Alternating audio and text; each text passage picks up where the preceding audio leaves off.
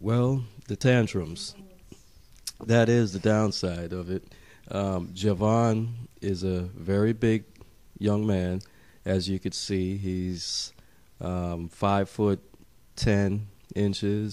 He's 250 pounds. I mean, he's a really big young man. Yeah.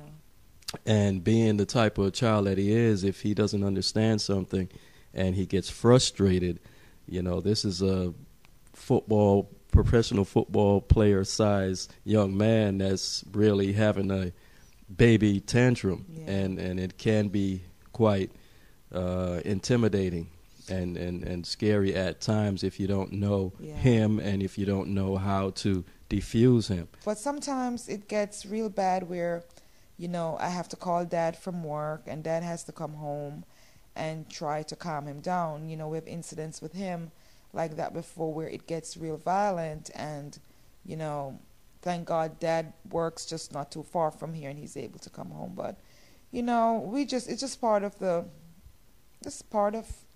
course that we have to take. We just deal with the tantrum. When it's over, we just brush ourselves off and continue taking care of him. I'm implementing a community-based program, and it amazes me how many people in our community are unaware of what an autistic student may look like when they have a tantrum or when they behave erratically and you're in the public and they're staring at you like there's something wrong with you and your child.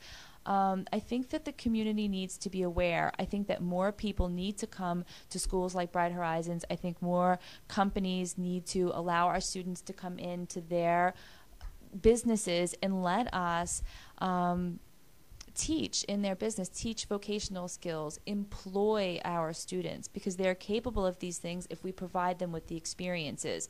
If we keep them sheltered all the time and we keep them in a bubble and we keep them in our schools and in our homes and we don't allow them to go out into the community, fear of being looked at or fear of our students not being treated or our children not being treated like typical children, that shouldn't be anymore. Okay, we need to get out there and we need to advocate for our autistic children and adults. Yeah, there's this book that he walks around with a lot of books. Jevon likes books, pretty much every topic. But this one, Multiple Personality Disorder from the Inside Out. And, he would sit and, turn the pages. And I'm like, but there are really no pictures in this book. And one day I said, I'm going to sit next to him and I'm going to really look and see what page, he's always having, marking this particular page. And I'm like, let me see one day.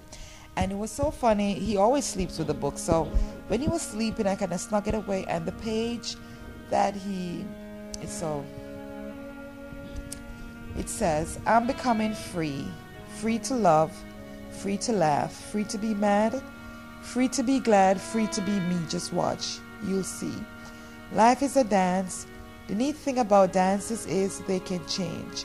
Back and forth. Always evolving. And it's just so ironic. He loves music. It's just the thing that calms him. When we see that he's going to be in that moment, you put the music on and he's calm. And it's just amazing when I saw that this is the page, that he really, really likes. And I'm like, maybe he's just trying to say something. Maybe he's just trying to say, Mom and Dad, I'm becoming free. And he becomes free when he listens to his music. As loud as it gets, maybe for him it's not loud in his head. Maybe it's just like kind of knocking out all the other noises in his head. What do I want to see happen? First and foremost, I want early diagnosis to happen. I want our pediatricians to start listening to the parents. I want our whole society to start listening to the parents, because parents with children with autism have been crying out and speaking out for years, trying to tell us that there is an epidemic, that they need help. Financially, Medicaid and the med waivers have all been cut back to get services and money for these students is so important. I feel early diagnosis needs to be done, and it needs to be incorporated with the parents' concerns, the pediatricians, and the school board and our government need to say, hey, we need to help these children out. We need to help these parents out because this is our future. I just want to see him in the next couple of years just having a little bit more independent skills and just being a regular young man as he fairly should be.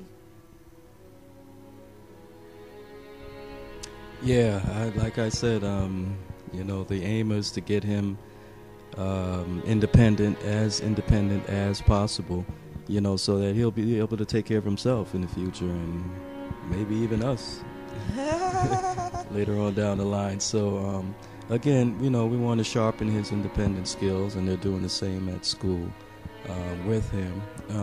And again, you know, maybe one day, you know, he'll walk down that aisle, you know, and become a husband and dad himself. So, you know, I mean, that's way off and in the future. Well, we can still have dreams. Hey, you know, why not? Dreams, yeah. You know?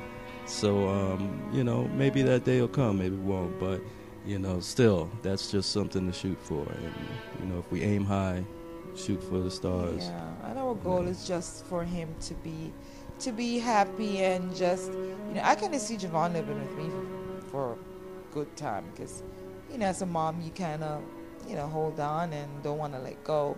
But I know I have to let go, and as much as I can, just try to make him be able to do things for himself. And, you know, so it's going to be tough to let go, but we have hopes for him.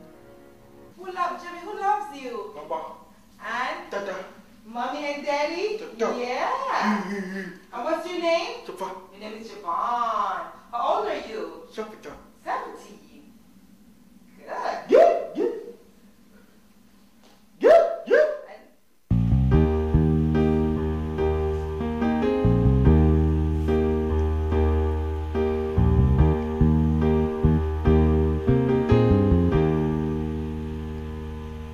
I'm fed up.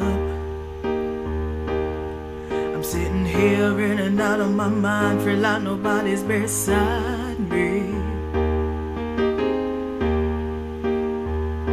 Feel like giving up, but then again, no I can't, cause I know my whole life is before me. But still it's so hard to breathe. Why can't this stop?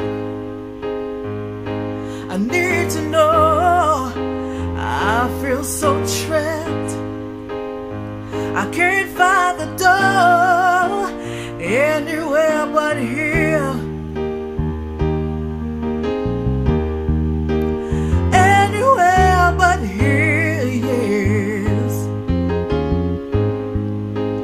Time to leave this place, leave without a trace. But where else would I go? No other place I know. Anywhere